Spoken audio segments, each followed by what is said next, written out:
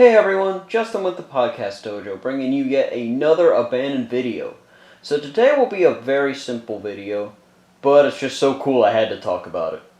Today we're going to be talking about Busch Gardens Houston. So before we begin, I feel we should cover a brief history of Busch Gardens parks.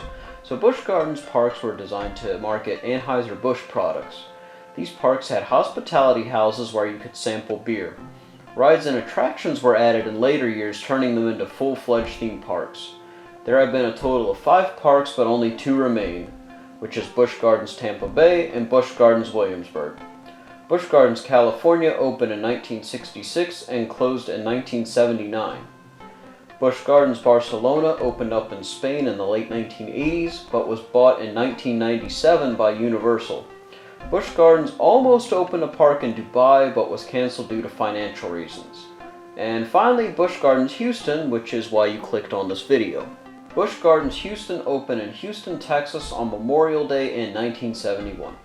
What I find so interesting is that the 40-acre park had an Asian theme to it. I say this because I knew the Tampa Bay park had an African theme, and the Williamsburg park had a European theme to it. I can remember many times going to the Williamsburg location and thinking it would just be so cool if they had an Asian-themed Busch Gardens.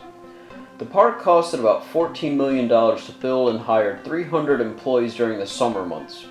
The park had very few rides, with one of the most iconic being a boat that you could ride around the park. There were petting zoos as well as animal exhibits.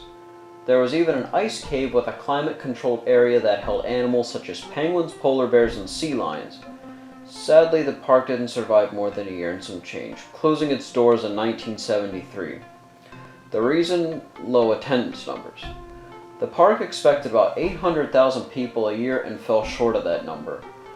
But how did the other 2 parks in Tampa Bay and Williamsburg survive?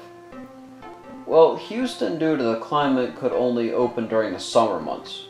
Busch Gardens Tampa Bay can be open all year round due to their climate, and Busch Gardens Williamsburg closes during the early parts of the year due to the climate in Virginia. So how did they stay open? My guess, the roller coasters. That was something the Houston park did not have from what I could tell. I think that the roller coasters in Williamsburg are not only some of its most iconic attractions, but attracts even more people than just a park without thrill rides. I hope you enjoyed this video. It was a little shorter because the park was not open long, so there wasn't a whole lot of information. But it was just so cool I had to talk about it.